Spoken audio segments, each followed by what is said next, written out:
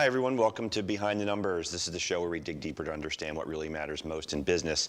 My name is Dave Bookbinder. I'm a senior director at CFGI, where I help my clients with their most important finance and accounting needs. Today, we're going to be talking about how to protect the balance sheet, and my guest is Greg Howson, Vice President of Property and Casualty at USI. Greg, welcome to Behind the Numbers. Thank you, Dave. Really appreciate you letting me on this morning. That's a pleasure. Tell the audience a little bit about who you are. So as you mentioned, Greg Howson, Vice President of Property and Liability Insurance at USI Insurance Services. And I live in Malvern with my wife and five kids. And I got in the insurance business after college. I spent some time kicking around some different jobs. And from that, I decided sales is really where I wanted to be. And so the insurance industry called me. And I spent 17 years at a local broker, and now I'm with USI, which is a national broker. Okay, so I thought we might start off by getting a frame for what's going on in the market, and I just want to preface this by saying that for most people, insurance is not usually a fun and sexy topic, and I know we're going to try and change that paradigm today, because it is important. That's why I wanted to talk about this from the context of protecting the balance sheet, because that's really what it is. So what's news in the insurance market? Well, first of all, you are right that generally people don't think of it as a very sexy topic, but it is an important topic. Everyone needs insurance and everyone has insurance, as we like to say, or should have insurance. Right. That's correct. What we like to say is it's the only thing that you have to buy that you hope you never have to use. So the marketplace right now is in a bit of flux. For the last 7 quarters, there's been rate increases throughout the insurance market. Some sectors being hit harder than others. For example, property insurance. You can see a property owner should expect at least a 10 to 15% rate increase on their standard portfolio. However, if they've had losses, that's going to be higher. And then if they're in a catastrophic area, for example, if they're in Florida or the coast of Texas or California, they should expect that number to be even greater, 35, 40%. Yeah, so flood and hurricane risk, things like that. Exactly right. Yeah. Another one of the areas that is increasing right now is directors and officers liability. Litigation is higher, jury awards are greater. So public D&O and private company directors and officers liability is higher. Cybersecurity, that's one area that I know we'll talk about a little bit later on. Umbrella pricing, again, that is increasing as well. And last but not least is business auto, and that has to do with a couple different factors, again, which we can touch on later. Okay, do you mind if we unpack them a little bit? Not at all. Because I think there's a lot of folks that listen and watch that are certainly well-schooled in these types of things, but we've got entrepreneurs, and I know that you work a lot with CFOs, and sometimes CFOs are taking on a lot more responsibility. Insurance is one of them, so it may be beneficial if we just talk about a couple of these lines anyway, and kind of what they are, define them, and why they are important. Right. Maybe any blind spots. Why don't we talk first about umbrella insurance? Okay. What does umbrella mean? So umbrella, think of it as an extra layer atop of what you normally buy. So you have a auto insurance policy. Say it's a $300,000 limit on that. You can buy $1 million umbrella, which goes over that. So in other words, right now with $300,000 limits of liability, if you had a $500,000 claim, $200,000 is coming out of your pocket. If you have that extra layer of umbrella of $1 million, it's all going to be covered by the insurance company. Okay, gotcha. D&O, directors and officers. Directors and officers. This protects the board members of the organization. So in many states, they are personally responsible for the decisions that they make that affect the company. So they can be held personally liable. So it's important for an individual to make sure, before agreeing to serve on a board, to make sure that the proper limits, especially of the D&O, are in place for them. That's going to protect them in the event that they are brought into a lawsuit. Yeah, how important is D&O in the context of a merger or acquisition transaction? Extremely important. Yeah, can you speak to that? Because again, a lot of the folks watching and listening are in the deal space, or again, CFOs or CEOs who may be involved in a transaction. Why does this matter? So it matters because of the longevity of the program. And what I mean by the program is the directors and officers policy. So if a merger and acquisition happens and then 5 years down the road, there is a problem that goes back to before the merger or acquisition happened, then that policy, if it's not properly extended, is going to have expired and there will be no coverage then. So whose responsibility is it to make sure that the D&O language and policy is worked into the transaction documents? Is that purely the attorneys? Not necessarily. Say one thing that I do when a company is looking to do a merger or acquisition is they will come to us for a due diligence on their current insurance program. And we will basically unpack that whole insurance program, analyze it, make sure it is where it should be, make sure it's going to be where it should be. But first and foremost then is make sure that when we look at something in the future, that anything that comes back to get them from the past will be covered as well. Okay. So I put the onus really on a broker. Okay. Before we were going on the air, you started to talk a little bit about the USI tool, the One Advantage, I think you called it. Correct. Yes, that's USI's brand, is the USI One Advantage, and one is an acronym. The O stands for Omni, and that's our proprietary, exclusive, one-of-a-kind, knowledge-based data center. And what it is we can enter some publicly available information into our system, and it'll generate up to 60 or 70 business issues with a solution, a financial impact, and a case study. And what it allows us to do is have some talking points when we go meet a client right away. And the nice thing about it is the more information that you have and the more precise that information has, the better the outcome. And just really quick, the N is the network. We have 7,000 individuals nationwide which helped build the Omni, taking on their knowledge. And we are fully integrated, so we can tap into any of those resources at any time. And the last part is the E, which is the enterprise. And what that is basically bringing the Omni and the network together to develop the most efficient, effective insurance program for our clients.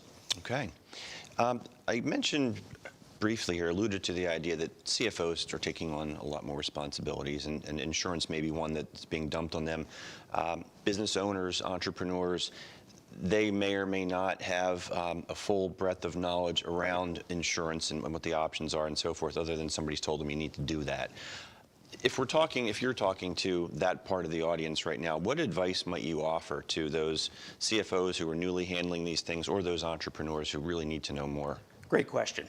And that's one of the things that I really enjoy about my job as well, is getting to know people, getting to know what moves them, what pushes them, and their culture. What's their business appetite? What are they looking for? What are they looking at? And I would say the biggest piece of advice is you don't necessarily know what you don't know. And so it's important to have experts on the outside, be it insurance or be it other disciplines, act on a consultative basis to be able to help them through those and be able to be a good sounding board. I'll tell people all the time, if you just want a second set of eyes, or if you just want to give me a call to run something by me, that's fine. I'm not going to hold you to anything else. And some of those aren't even clients. Yeah. Blindspot. You don't know what you don't know. Right. Yeah, those are the biggest ones. That's right. And insurance, the first time you find out about it, might be in a very expensive time. Yeah, we'll I'm sure touch on that in a little bit, but for the moment, for the folks watching, listening, want to know more about you or how they might work with you, what's the best way for them to reach you, Greg? So the best way to reach me would be my cell phone. That's 610-757-8160, or you can email me at greg.howson@usi.com.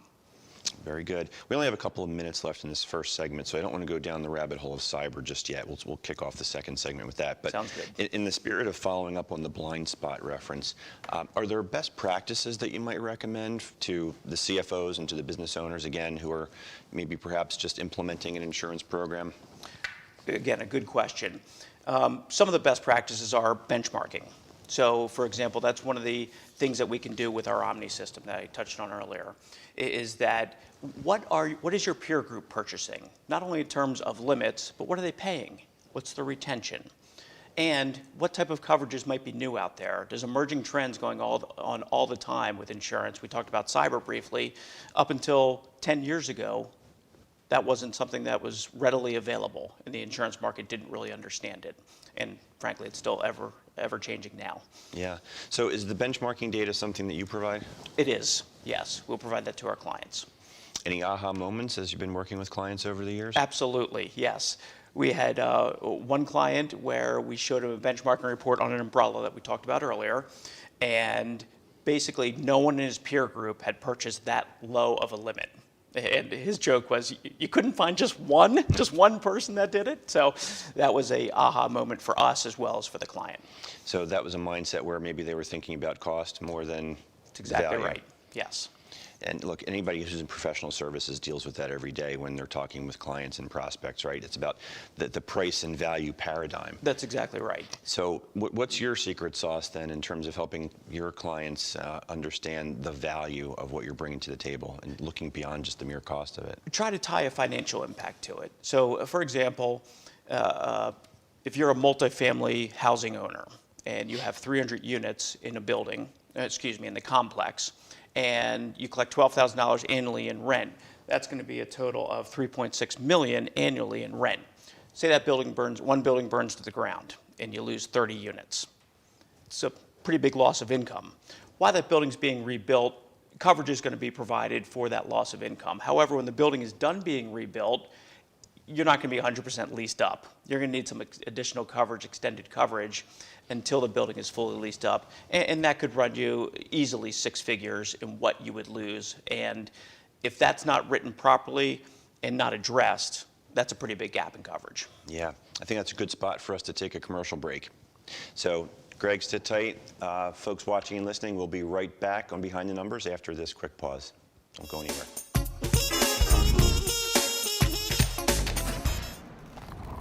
I work 13 hours a day, 6 days a week. So when I'm off the clock, I gotta get stuff done. So when I need a snack, I need something healthy, tasty, and easy to eat. Like wonderful pistachios without the shells. They're protein-powered, delicious, and great on the go. And that's perfect for me. Thanks, Liz. A woman without a lot of time. Whether you're a gourmet cook or just want to eat like one, visit Rostelli Market Fresh, your home for the freshest, locally sourced ingredients to please everyone who loves great food. Our organic meats, quality seafood, and free-range poultry are cut fresh to order. Chefs create culinary-inspired prep foods made fresh every day, which pair nicely with our vast selection of fine wines and spirits. Choose from handmade pastas, artisan cheeses, organic produce, and grocery items, all from the finest purveyors. Rostelli Market Fresh, from our family to yours. RVN TV is a platform for people of any industry to share their story. Over 285,000 viewers are tuning in to RVN TV shows monthly. We guarantee a great experience that you'll be sharing with everyone you know while increasing your personal and company's brand awareness. But what is your brand? According to Forbes, it's a combination of your logo, your product, your design and feel, and your personality. Did you know that aside from being a guest, we offer even more opportunity to boost your brand? Adding your company logo and website on screen during your interview will allow viewers to recognize your brand instantly. Incorporating images and video clips is another great way to showcase your product during your live segment. Let viewers see how good you really are. And most importantly, there's you and your interview. For less than the cost of a newspaper, direct mail, or a magazine ad, you can leave our studio and within 48 hours have a permanent digital copy of your live segment to link to your social media, embed into your company website, or use in email marketing. Investing in your brand is so very important, and we can't wait to have you as a guest.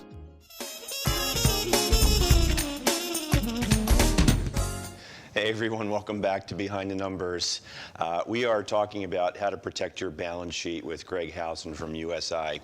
And hopefully so far so good in making the topic of insurance just a little bit more sexy. Doing our best. That's what we were joking about off camera, so that's why I was laughing when we came back from the break.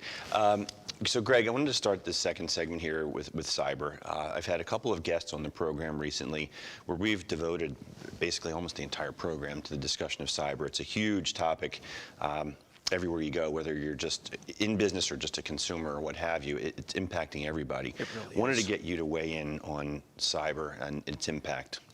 Cyber is something that, again, it's not sexy. It's not something that people are acutely aware of or wanting to look at right away. But in my opinion, it's one of the most important topics you can have because it is so undervalued. So, and it keeps evolving on a day-to-day basis, as we know. The bad guys seem to be one step ahead of everyone else. So let's take a manufacturer, for example. And if they make $2 a profit on each item that they manufacture, and they don't have the proper cyber coverage in place, and their manufacturing process, the system that they have in place, gets hacked and held for ransom, and they're down 3 days, that's a pretty big loss of revenue, and they're going to have to manufacture 600,000 units to make up for that loss of business if they're manufacturing 100,000 a day. So, wow. Yeah, it's a big number. I want you to talk a little bit more about that, because in the prior conversations that we've had here in the program about cyber, a lot of it's been around data privacy, but not specifically drilling into hacking a manufacturing process. Talk a little bit more about that. That is important to know, because most people think it is just data privacy. I've had many clients say, oh, all our stuff's stored off-site, we're in the cloud, we don't keep any data. There's much more to cyber liability than just data privacy. You mentioned, as we talked about, the manufacturing. So that's where hackers come in and they literally take over your manufacturing computer operation, and they hold it for ransom, and they demand a payment be made to turn it back over, back to the company. And this happens all the time. And normally when we talk about data privacy, a lot of those, we'll call them breaches, are at the front end, right? Maybe an employee gets an email and maybe they're multitasking and just a little bit lazy and opening something that looks like it's a friendly one. Correct. It's called a phishing scheme. Yeah. So what's the method of attack in terms of getting into a manufacturing process? They're really just able to hack into the system, if you will. It's that simple. Hack into the system and take over control. And they won't release control until that payment is made. And there's many different other kinds. There's one that has happened to more people than I can count. It's called social engineering. And what that is say you're the CFO of a company and I'm the CEO. I'm out of town, and you get an email from me, or what appears to be from me, and it says, Dave, please send a check for $100,000 to this vendor, and here's all the new instructions. They just recently changed their bank. Here's the new instructions. Do you say, oh, this is from Greg, I better take care of this right away? So off goes the check. The vendor calls 3 days later and says, hey, we're still owed $100,000. You say, I sent that to you 3 days ago. We don't have it. Long story short, that was social engineering. It was an email that looked like it was from me and went to you, and you just took it and ran with it. Wow. So what does cyber insurance actually cover? What are we protecting? Well, you're protecting that $100,000. Yeah. In the manufacturing process, it'll pay for that ransom. So usually it's some kind of cyber currency, such as Bitcoin. Mm-hmm. So it'll pay for that ransom. Then there's a business income component that would pay for at least a portion of that lost revenue from when their operations was shut down. Okay. And have you had any circumstances, I imagine you have, where your clients have had to, we'll call it, enforce that cyber insurance? Yes, absolutely. And they're grateful that they had it, because previously they may not have had it. Yeah, because business interruption obviously is the opportunity cost. But what I heard you say was it pays the ransom. Right. That's really the only way out of this at that point? It is. It is. And the good news is that once the ransom is paid, about 98% of the information in the system is restored. Okay. What about the data privacy aspect of it? Because that was fascinating around the proprietary technology aspect of it. But with regard to data privacy, whether it's customers or whether it's a B2B or B2C relationship, what does cyber do with regard to that data, and what might happen for a consumer who may ultimately get hacked? A good question. So that is an area that, again, most people think of right away when they think of cyber liability. So the data, once it's gone, it's gone. But what they can do is it can pay for the credit monitoring. It can pay for any kind of help to get your identity or your data back, if it's, depending on what type of data it is. But once hackers have it, they usually get it and they sell it. So really the part is data monitoring, mm-hmm. and then also any kind of financial impact that you might see beyond that. So if, for example, if your data is hacked and your credit card is stolen and you are charged up X number of dollars, then you go back to the company and say, this isn't me, this is because of the data breach. It can provide coverage for that as well. Okay. So you mentioned when we were talking before we went on about Target, it was an interesting little fact that you shared. You want to share that with the audience? Sure. The Target data breach of a few years ago? Target data breach from a few years ago, it was actually not direct through Target. What that was is that they went through one of their vendors out in the western part of Pennsylvania to backdoor into Target, and that's how they got in. So a small company, I think the moral of the story is a small company may think, well, I'm not going to be a target for anyone. I'm a 3 or 4 person company. You absolutely are a target, not only for the data, but where a breach could eventually take you, who your customers are, basically. So the tentacles really can be very far-reaching. Yeah, wow. So when you're working with clients and they're involved and interested in cyber insurance, does that change their mindset at all about the level of vigilance that they apply to their systems to protect? Or is it sufficient in their minds to say, well, we're covered if, as opposed to let's prevent? No, they are actually in prevention mode. They really want to prevent it from happening at all costs. Because as you probably are aware, when you have an insurance claim, ultimately, you're going to see some kind of rate increase. And in this volatile time right now, where the insurance market is volatile, you want to do everything you possibly can do to avoid any type of claims. Gotcha. Greg, what's the best way for people to contact you if they want to learn more about you or work with you? It's Greg Howson, and the cell number is 610-757-8160, and my email address is greg.howson@usi.com. Call them up. We only have a few minutes left here, so I want to just shift gears away from cyber, unless there's anything else you wanted to add to that before we move on. I think that was great. Okay. Gaps in coverage. Talk about that. So the standard off-the-shelf policies oftentimes come with some gaps. The consumer may or may not know about these gaps. That's where it's important to have a good consultant. Yeah, and why don't you explain what they are? Okay, well, I'll give you one, for example. What we talked about earlier, the business income gap for an extended time period. So one thing that we do well at USI is when we see a gap or a shortfall in a standard off-the-shelf policy, we'll either close that gap or we will develop our own program if the gap's big enough. So for example, for a manufacturing client, we have a product called Cargo Safe, which covers everything in the supply chain. That simple. But going back to the business income, let's say, for example, that manufacturer, same one we talked about before, is $2 per unit is their profit. And their business income limit, they have a $5,000 shortfall in that. Well, they're shut down for a few days. And that $500,000 shortfall is going to take another 250,000 units to recover that money.